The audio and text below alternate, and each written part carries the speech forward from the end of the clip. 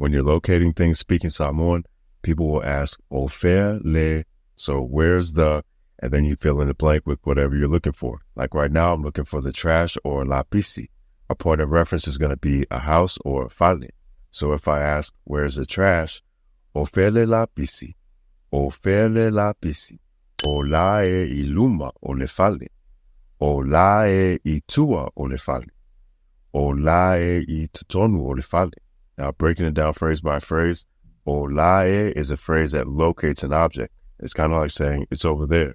"O la e." Iluma means front.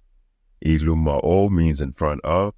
Le fale means the house. So to make this practical for everyday use, when someone asks where something is, you're going to locate the object for them by saying, "O la e." Then learn these common locations.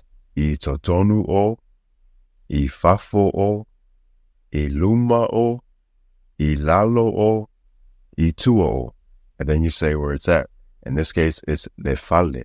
"O la e I totonu o le fale." "O la e I totonu o le fale."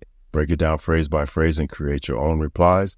Learn this and more by signing up for the Mato Samoan Language Zoom classes that start on September 10th. Sign up at pacificbase.net.